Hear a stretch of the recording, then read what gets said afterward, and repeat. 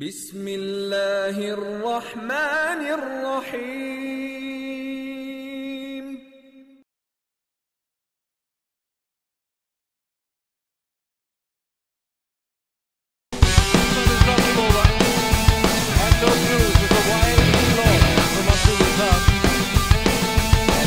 Hey guys, welcome to Sports Lounge और आज हमें ज्वाइन किया एक और नए गेस्ट से। Let's welcome Abdul Muqeed. Abdul, welcome to the show. बड़ा ही ज़बरदस्त वीक रहा फुटबॉल के लिए, lot of football action and will start with UEFA Champions League. Guys, some surprising results in the UEFA Champions League, starting with match day 1, Manchester United versus Braga, and an absolutely shocking start. Yes, absolutely. Braga, they went off to a flyer. They had an early lead in the game. Second minute में गोल हो गया था. Then they doubled their lead. दूसरा गोल भी हो गया था. It was looking very tough for United. Right. But United, they got that goal. First goal उनको हुआ, उससे बहुत confidence मिला उन्हें. And half time तक उन्हें they pulled another goal back. So. But Old Trafford पे 2 गोल खाना in so early, isn't it worrying for Manchester United? They were well prepared for the game basically. The Braga side. सही. They were attacking again and again. सही. Bad for Manchester United, as we discussed earlier in the previous shows, that Manchester United defense is not up to the mark. Alright. तो Braga ने इस चीज़ को बहुत अच्छा exploit किया और wing से दोनों गोल wing से ही हुए थे. बिल्कुल. Crosses दिए. वो crosses को intercept ना कर पाए. सही. तो सही. they got their goals, but unfortunately they lost. ठीक है. To me, they went a little overconfident. They thought that they won it already. सही. But so that costed them. So Abdul, इस मैच में अगर हम देखें तो Robin van Persie and Rooney but not on the score sheet, लेकिन चिचेरिटो came up to be the hero. So ये performance कैसी नजर आई? Yeah, Chicharito has always been really good, and we already saw the other week that Chicharito has always also scored against Chelsea in both the games. You already saw the last night. So Chicharito is a really good player, but we know that he has lacked chances. ठीक है. So I think after Rooney and Van Persie, he is one great striker for Manchester United. So Chicharito को वेलबैक से ज़्यादा chance देने चाहिए, या do you consider Chicharito को ज़रा अंडर यूज किया जा रहा है? वेलबैक से ज़्यादा स्किल है Chicharito. बिल्कुल. इंटरनेशनली भी गोल प्रूवन है. He is very good for Mexico's country as well. वो वेलबैक से ज़्यादा बेहतर है. ठीक है. बहुत समय इंग्लिश बायस आ जाता है, इंग्लिश प्लेयर्स को ज़्यादा चांस देते हैं. कह सकते हैं. उसमें क्यों जो मैंने उसकी गेम में नोट किया, उसकी मूवमेंट, उसकी पासिंग, उसका right man at the right time, बिल्कुल वो होता है. ये चेल्सी गेम में प्रूव हुआ. वो गोल जो भी था, लेकिन वो बॉल के लिए सही टाइम पे आया. सही है. तो वेलबैक इतना एफिशिएंट नहीं है बॉक्स के अंदर जितना चिचारितो है. He is the fox in the box for Manchester United. बिल्कुल. And he should get more chances than Welbeck. Absolutely. जबरदस्त मैच रहा. 2-0 मैनचेस्टर यूनाइटेड डाउन थी at Old Trafford and 3-2 comeback हुआ. Chicharito score 2 goals and Johnny Evans got the head up. अब आ जाते हैं match day 2 के ऊपर and some absolutely shocking results, starting with Real Madrid versus Borussia Dortmund. वैसे तो देखा जाए तो स्पेनिश टीम्स का जर्मन टीम से खिलाफ कहते हैं ओवरऑल का रिकॉर्ड अच्छा नहीं. स्पेशली रियल मैड्रिड का मेरे ख्याल से इससे पहले एक मीटिंग हुई थी और एक 1-1 ड्रॉ हुआ था इनका. लेकिन this match I think from start go was quite exciting. Dortmund जो है वो ऑब्वियसली एक वन ऑफ द फेवरेट्स है इस बार. एटलीस्ट मेरे लिए तो है. क्योंकि उनकी फिलॉसफी, उनका गेम प्ले बहुत ज़बरदस्त है. ठीक है. उनके पास एक अच्छा मैनेजर है और वो बहुत बैलेंस साइड है. उनका डिफेंस, उनका मिड और उनका अटैक, बिल्कुल वो किसी भी अच्छी टीम के लिए थ्रेट है. सही. उनको बिल्कुल अंडर एस्टिमेट नहीं करना चाहिए. और रियल मैड्रिड को होम डिफीट एंटिसिपेटेड थी. अवे डिफीट थी. बोरुसिया डॉर्टमुंड जो है वो हमेशा से नहीं, लेकिन वो रिसेंटली बहुत अच्छी टीम रही है. ठीक है. 2 time they are Bundesliga champions, current also Bundesliga champions अभी वही हैं. तो वो थ्रेट लग रहे थे और उन्होंने बहुत अच्छा खेला. And currently they topping the group as well. लेकिन एक मैच देखा गया कि रियल मैड्रिड थोड़ी अंडर परफॉर्म कर रही थी. मतलब मैं मैचेस भी देख रहा था और कमेंट्री भी जिस तरह कह रहे थे, रियल मैड्रिड वो किलर पासेस और वो killer finishing chances, possession dominate की उन्होंने, मगर एग्जैक्टली किलर पासेस नहीं थे. Possession not up to the mark. सही. And they were lacking that bit of sharpness in midfield. ठीक है. एंड वो हमें देखने को नहीं है. बोरुसिया डॉर्टमुंड, बड़े से agree with Ehsan. Totally, they were passing the ball around really well, and they got the winner in the second half. I guess थोड़ा lucky goal था. Some poor defending. But I guess they deserved it. वो क्योंकि वो lucky goal इसलिए हुआ क्योंकि they were always pushing. Exactly. Good point. They wanted to win it more than Real Madrid. सही बात. So that paid off. वो यार. ये मैच तो खैर 2-1 रियल मैड्रिड हार गई. Next I guess they are playing Dortmund at home. So let's see उसमें क्या होता है. एक और इसी ग्रुप में रहते हैं, ग्रुप डी के अंदर, which is called the group of death. Man City versus Ajax at Amsterdam Arena. 3-1 Man City lost. Abdul, 3-1 Manchester City losing in the Champions League, क्या कहोगे? बहुत ज़्यादा ओवर कॉन्फिडेंट थे. We know that Ajax is a great underdogs and वो champions है अपनी league के. तो मैनचेस्टर सिटी ने बहुत ज़्यादा लाइटली लिया उन्हें. और we know that Ajax has always been great. Their manager is great. Their tactics are really great. Technically they are very strong. बिल्कुल they are very strong and we all know that their squad is not even worth for half the money. Not even half the money. This is 4 million as compared to 250 million dollars pound squad of Manchester City. So they were really tactically strong and they deserved to win. सही है. इस match में ये भी कहा जा रहा है कि Roberto Mancini जो कोच हैं Man City, tactics went all wrong. Your take on it? He totally accepted that after the match. He went back to 3 defenders and the back 3 हो गया था उनका. So that totally backfired and Ajax took full advantage of it and 3 goals against City. I think so. It is a very lame comment to make for a manager who has been managing teams. Big teams. I agree. उसका दूसरा season है champions league में and if he still doesn't plan well before the game और match के बाद accept करता है जहाँ में टैक्टिक्स खराब थे. ठीक है. I think it is a very lame and loser kind of comment by a manager of a great of a champion team. ठीक है. तो to me this comment is absolutely unacceptable. But at least he's not making excuses. He's come out. He's given the reason. He's taken the responsibility at least. Right. But boys over here, now the $1 million question. If Man City gets knocked out of the Champions League, should Roberto Mancini be sacked this season?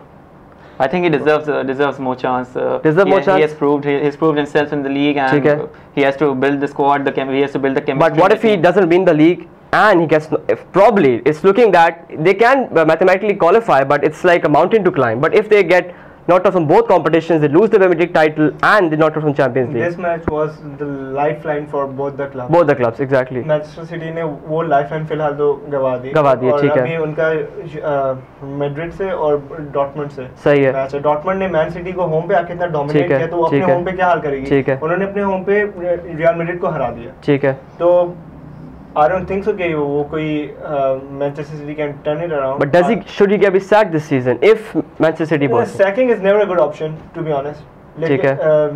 एक season अगर नहीं जीता तो Wenger ने 7 season से कुछ नहीं जीता. बिल्कुल अग्रीड. सही है. अग्रीड. लेकिन वो मैनेजर है जो क्लब को समझता है, क्लब अच्छा चल रहा है, वो टॉप फ्लाइट में रख रहा है. ठीक है. तो मैनेजर को सैक करना अच्छा आइडिया नहीं है. ठीक है. वो अगर अपने टैक्टिक्स इंप्रूव करे और ज्यादा कंपटीशन में बेहतर समझे तो वो अच्छा. For me, Mancini has gained the trust of the owners as well. He's brought the Premier League after so many years, so I guess उसको लीवे दे देंगे वो थोड़ा. If he doesn't. Mark huge को उन्होंने अपॉइंट किया, fire किया, उसके बाद एक और को हायर किया था. हाँ, काफी चेंजेस हुए, मैनेजर्स के चेंजेस हुए. वो उस पैच में देखो मैनचेस्टर सिटी बड़ी शेकी रही है. मैंचीनी ने आके इसे थोड़ा स्टेबलाइज किया है और प्रीमियर लीग जिताई है. ठीक है. तो I don't think so sacking will be justified. Okay, so in that way I think Roberto Mancini does deserve a chance. So let's see क्या होता है. This was the Champions League, some of the big matches. Arsenal Schalke. Okay, again a disappointing result. Arsenal losing 2-0 to Schalke at home. Poor Arsenal. Yes, absolutely. First half में सो terrible display, no clear-cut chances. And Schalke का threat पूरे match में threat उनका था. They weren't taking their chances. They missed a few chances. But second half में it was about time that they did, and Huntelaar, he's great finish from him. Very rusty performance. ऐसा लग नहीं रहा था कि Arsenal के लिए. ठीक है. और उनके हंटलर और एफएलए ने हर तरह के प्रॉब्लम्स दिए. पूरे मैच में वो लेफ्ट बैक का जो अंडर सेंटर्स वाला एरिया था वो टोटली एक्सपोज आर्सेनल. ठीक है. अंडर सेंटर्स बहुत अंडर परफॉर्म कर रहा है. आर्सेनल के लिए वो प्लेयर एक थ्रेट है.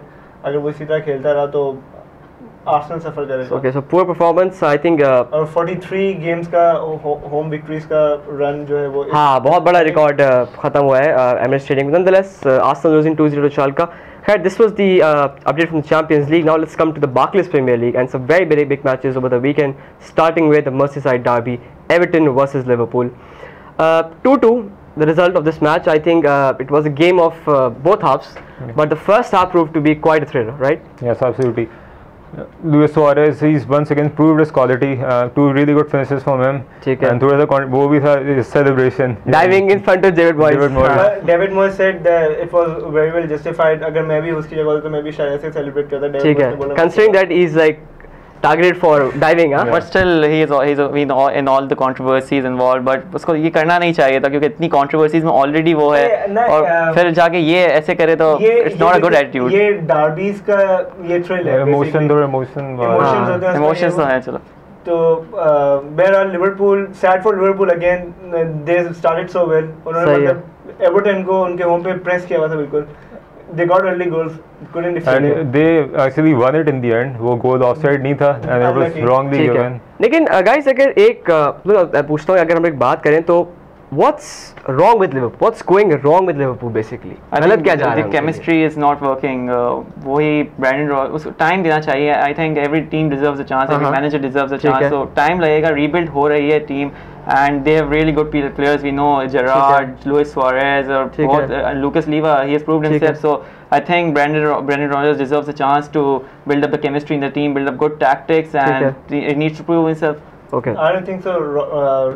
Rodgers is the man for Liverpool. No, I agree. Liverpool needs a better manager. Better manager. और उसके अलावा ये है कि उनकी साइनिंग्स बहुत पुअर रही, लेकिन एक बात बेनिफिट आउट ये भी दे सकते हैं कि टोरेस और ज़ावी अलोंसो जैसे प्लेयर्स के जाने के बाद इतने बड़े-बड़े जब आपके प्लेयर्स चले जाते हैं तो इवेंचुअली वो ब्रेकअप आता है. उनके प्लेयर्स गए, लेकिन उन्होंने उसके बाद क्या खरीदा? डाउनिंग खरीदा. Suarez was the only notable signing. Panic signings थी सारी. The very same thing happened with Arsenal. Fabregas went, Nasri went, but it didn't backfire in that case. खैर we hope that Liverpool come to form and they pick up their form in the Champions League.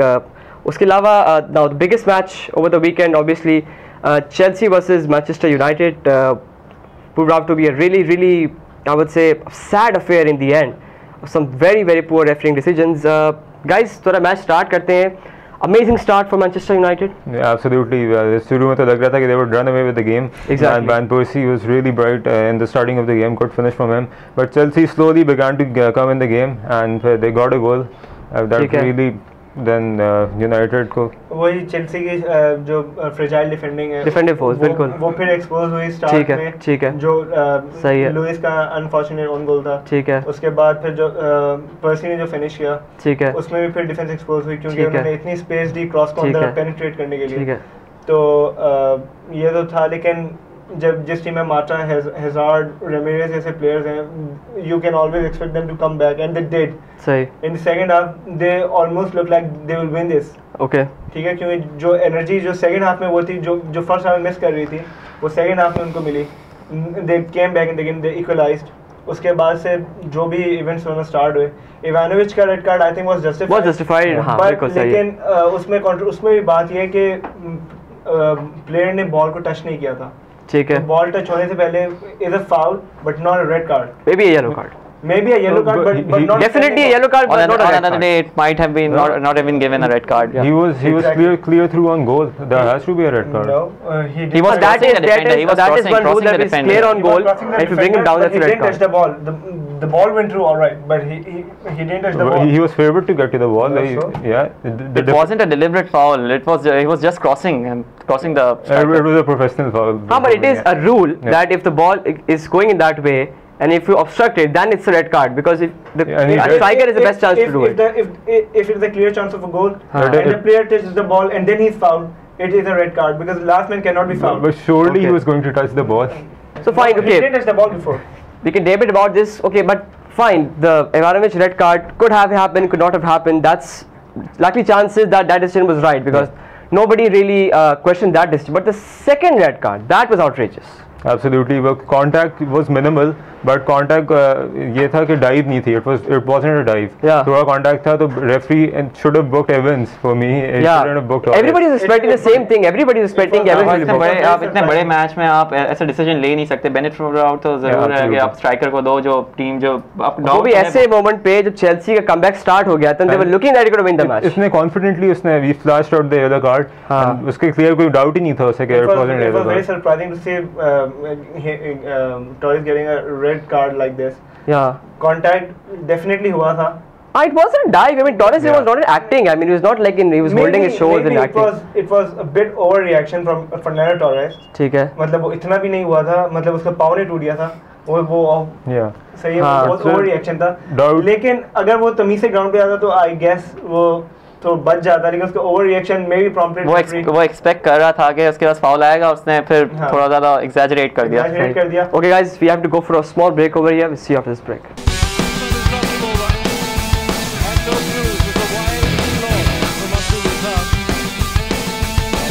Alright guys, we are back. We're talking about the Fernando Torres red card in the Chelsea versus Manchester United match, and you were saying that this Torres falling down. एक theory आ रही है कि वो उसने referee ने कहा कि जो डाइविंग कल्चर है इसको खत्म करने के लिए बड़े स्ट्रिक्ट मेजर्स लिए जा रहे हैं कि स्ट्रेट रेड दो और फौरन बाहर करो, लेकिन इन दिस केस तो मेरे ख्याल से ये जस्टिफाइड नहीं रहा। Don't you think? Benefit of doubt हमेशा टॉरेस को मिलना चाहिए था। सही है, क्योंकि रेफरी जो है वो इस पोजीशन में नहीं था कि वो फाउल को होता हुआ देख सके। लाइन्समैन से असिस्टेंस मिल सकती थी, बट आई गेस लाइन्समैन भी बहुत दूर था वो फाउल देखने के लिए।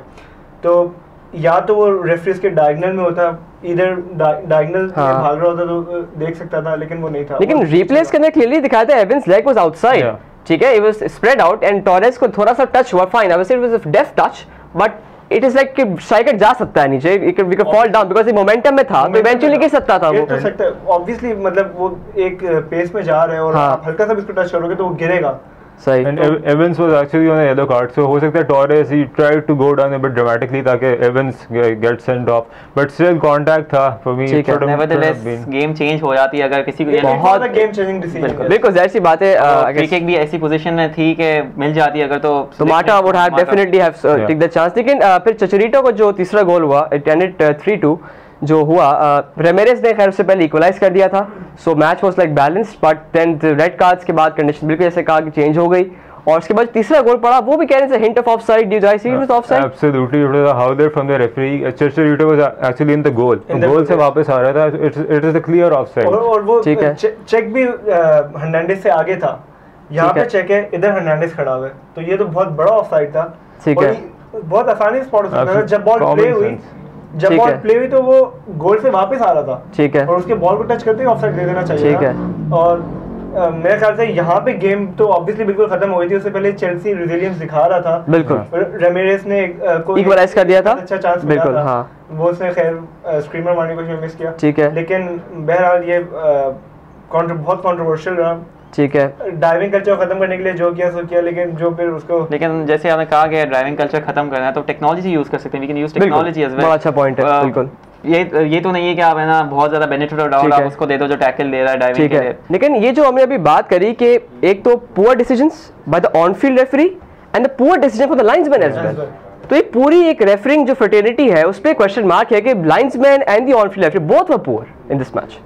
I don't know how what to comment, लेकिन बहुत सारे लोग ये कहते हैं कि फर्गसन का हमेशा रेफरी से प्रेशर हो, बिल्कुल, notoriously known for pressurizing referees on the world, so maybe वो प्रेशर हो। I would say the standard of refereeing in the Premier League has gone down. Greatly gone down. Agreed. That has gone down. Arsenal के match में भी देखा, it was a wrong decision. बिल्कुल, वो offside गोल था जो award हुआ, नहीं होना चाहिए था, लेकिन एनीवेज ये अब तो खैर रॉन्ग डिसीजंस तो बहुत कॉमन हो गए हैं, एक का रॉन्ग डिसीजन अब हर गेम में होता है, ठीक है। Khair, that was 3-2 for Manchester United. This match will notoriously be known for some poor refereeing. Nonetheless, the last match just from bad matches to discuss करते हैं, that was Arsenal winning 1-0 against QPR, scrappy win. Arsenal के very troublesome week रहा, the week before this a disappointing loss to Norwich, very disappointing. Then coming from a defeat from the Champions League 2-0 again at home, and they were again at home against QPR, and very scrappy performance. Scrappy, I would say, yes, definitely. Jack Wilshere का return था इस game में. That was beautiful return. That was one bright spot for Arsenal. He played well. And यही था कि they weren't really creating opportunities. वही Norwich के match में भी वही मसला था, शाल्का के भी. ठीक है. And थोड़े बहुत chances उन्हें मिले, Kartsoda he missed a big chance. बहुत अच्छा chance मिला. बहुत अच्छा chance मिला था. वो बॉल रोटेट करते रहते हैं बॉक्स के आसपास, लेकिन वो थ्रू या किलर पास या कोई ऐसा क्रॉस नहीं ले पाते। ओलिवर जिरोड को इन्होंने क्यों खरीदा मुझे अभी तक नहीं समझ आएगा, उसको बेंच पे उठाने तो उस पे 12 मिलियन क्यों खर्च किया? We need a player like him, ठीक है, he is the first in the box for Arsenal, but he has been given opportunities और वो प्रूव बिल्कुल नहीं कर पा रहा। तो नहीं, उसने अपने उसमें सिर्फ एक गोल प्रीमियर लीग में आई गेस, उसको स्टार्ट कितना दिया? अगर आप उससे एक्सपेक्ट करते हो कि वो बेंच से आके 10 मिनट के लिए खेलेगा और उसमें वो गेम चेंज कर देगा, तो मेरे ख्याल से ये नए प्लेयर के लिए नाइंसाफी वाली बात है। वेस्ट हैम के मैच में उसने अच्छे रन बनाए, अच्छे असिस्ट दिए।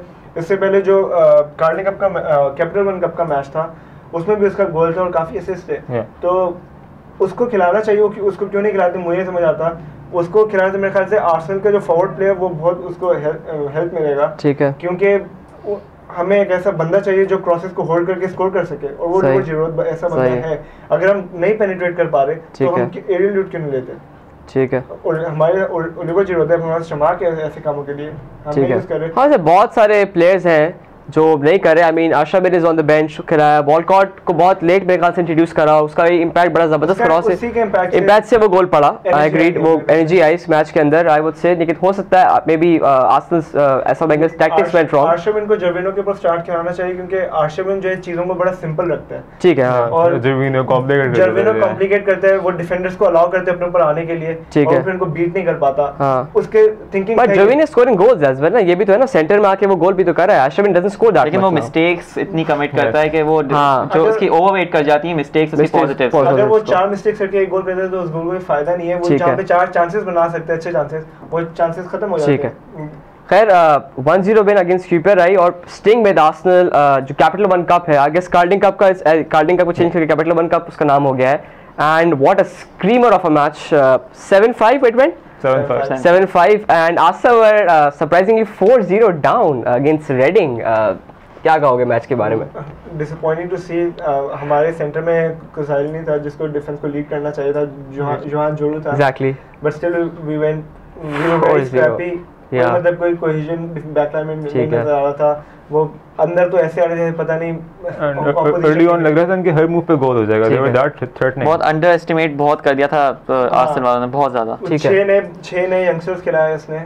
ठीक है, मतलब ये एक टीम को अंडरएस्टिमेट, ऑपोजिशन को अंडरएस्टिमेट करने की बात है कि हमारे बच्चे तो में हराएंगे। सही है, तो ये खैर तो इवेंचुअली सीनियर्स की रिस्पांसिबिलिटी है कि वो वर्कआउट को लाए एंड गेम का। मेरे ख्याल ये टैक्टिकली बहुत अच्छा डिसीजन था, क्योंकि प्रैक्टिकली कैपिटल 1 कप एक वाइट ट्रॉफी है जो आर्सेनल जीत सकता है। जो वो जीतना इसलिए जरूरी है ताकि वो सेंस आए टीम के अंदर, एटलीस्ट वो ट्रॉफी तो आई, ट्रॉफी लाया। ठीक है, कैपिटल 1 कप को उनको प्रॉपर्ली टारगेट करना चाहिए था। Premier League apparently looks out of the reach, लेकिन you never know. Champions League का भी कुछ कह नहीं सकते, नॉकआउट स्टेजेस से चैंपियंस लीग से स्टार्ट होती है। ठीक है, तो बड़ा स्क्रैपी उनका था, लेकिन कमबैक भी उनका बड़ा लाइवली था। ठीक है, वॉलकॉट गेटिंग हैट्रिक, और सेकंड हाफ में Reading never look like the Reading they were in first half. हां, तो बड़ा उन्होंने फिर इनवाइट करा आर्सेनल को कि वो लीड ले जाए, मैच ले जाए। Thomas Heisfeld, new youngster for Arsenal, he performed really well. सही, and Arshavin and Shamak they performed really well as well. उनका ये था कि Arsenal careers are in doubt at the moment, so big performances from them. लेकिन उसमें भी फिर इस मैच में कंट्रोवर्सी हुई, 95 मिनट्स एडेड टाइम के बहुत ज़्यादा टाइम दे दिया था एक्स्ट्रा, तो उस पे स्कोर हुआ। I think it is a bit justified, क्योंकि उसमें 2 फाउल्स होते, एक सब्स्टिट्यूशन भी उन्होंने ली थी, उनमें सही टाइम कंज्यूम हुआ था, और दूसरे के जो एट अ टाइम होते हैं मिनिमम टाइम होता है। ठीक है, तो अगर रेफरी ने डिसाइड किया हुआ कि मैं 4 मिनट दूंगा, तो ये मतलब नहीं कि एग्जैक्टली 4 मिनट होंगे, वो 4 मिनट 20 सेकंड भी हो सकते हैं। तो ये था। और दूसरा आर्सेनल के लिए ब्राइट प्रोस्पेक्ट एक सर्ज न्याब्री, उनका अच्छा उसने खेला, वो इतना प्रोमिनेंट नहीं रहा, लेकिन in the second half he cost with jitters in the at the full time whistle, Giroud and Coquelin, they actually gave their shirts to the crowd. वो समझ रहे थे कि वो away goals पे जीत गए हैं। And it was really good to see Chamak scoring because he's really been on the bench as never proved himself. So extra time में ठीक है, काफी positives रहे आर्सेनल के लिए इस मैच के अंदर। Let's hope कि they can continue their form because they have a very big test coming over the weekend. हम थोड़ा सा उस पर डिस्कस कर लेते हैं। Manchester United versus Arsenal. Guys, big match for Arsenal now. Again, a very big test. Absolutely, I think season-defining match. Season-defining match. और last year जो score line रही थी, it was I guess 8-0. Was it 8-2? At 8-2 at Old Trafford was very poor. So guys, क्या लग रहा है? Arsenal can they survive this time at Old Trafford? Absolutely, I think they will give more competition to United this time. Last time तो उनके defensive problems हुए थे, they were much more stable. Team बहुत weak थी, जिसने face किया Manchester United। ठीक है, लेकिन वो बात point सही है कि midfield आ गई, लेकिन डिफेंस तो अभी भी क्वेश्चन मार्क ही है ना। Aren't they leaking goals right now? They are, but the future is bright. देखा जाए, they've conceded 6 at the moment. Best defensive record in the Premier League. ठीक है। They will need time, but for me, prospect अच्छा defense. It is not going to be the goal as it was last time. Definitely, ठीक है। But defence players तो names तो हम वही same देख रहे हैं, वही प्लेयर्स हैं, तो आई थिंक वो एक्सपोज तो कभी भी हो सकती है आर्सेनल। नहीं, expose this definitely match goal scoring तो रहेगा ही। और मैनचेस्टर यूनाइटेड का मोमेंटम बहुत अच्छा है, अभी चेल्सी को 2 मैचेस में बहुत टफ टाइम दिया है उन लोगों ने। तो मैनचेस्टर यूनाइटेड और आर्सेनल की डिफेंस को कंपेयर करेंगे तो आई गो विद आर्सेनल डिफेंस, क्योंकि वो गुड पॉइंट, बहुत डिफेंसेस अच्छे की, बेहतर इंडिविजुअल्स आर्सेनल के पास है, मैनचेस्टर यूनाइटेड के पास नहीं है फिलहाल। बिल्कुल। One big question mark is Andre Santos. For me, he has to perform. वरना लेकिन वो इंजरी के बाद भी तो आया है, बट थोड़ा सी फॉर्म वो लास्ट सीजन पकड़ रहा था, इवेंचुअली इंजरी हो गई और फिर वो he was out. He is not a natural left back. ठीक है, एंटोनियो वेलेंसिया के अगेंस्ट उसका वो होगा. I think they should not play on Santos. But guys, what about the main guy, Robin van Persie? Playing against Arsenal, his former club, जिस club ने उसको बनाया. क्या इमोशंस होंगे जब वो गोल मारेगा? हैंडशेक्स हो रहे होंगे शुरू में, थोड़ा सा awkward होगा. Former captain in Manchester United. The crowd absolutely will boo him for sure. No way, fun. But he's a danger man. वैसे most likely to score against Arsenal. If he scores, will he celebrate? Another question. ठीक है, हाँ, another question. खैर ये बातें तो fans के discuss करने की हैं. अगर हम फील्ड पे आए तो I think so it will be a very tough competition. Either to me it will end in a draw. अच्छा, your prediction is it will end in a draw? It will end in a draw क्योंकि defence दोनों की shaky है. Arsenal की बेहतर है, Manchester United से भी वीक है. ठीक है. लेकिन मैनचेस्टर यूनाइटेड का अटैक बहुत जबरदस्त है. आर्सेनल का जेलिंग अभी जेल कर रहा है. फॉरवर्ड प्ले बहुत वीक है. I'll go for a 3-2 win for Arsenal. 3-2 win for I think Manchester United will win with a big margin. खैर, let's see, predictions तो आ गई. Let's hope कि 8-0 ना हो, big हो लेकिन competitive हो. खैर guys, this was this week's Sports Lounge. Make sure you tune in next week और हम इस मैच के रिजल्ट्स आपको बताएंगे. Until next time, for me and the boys, goodbye.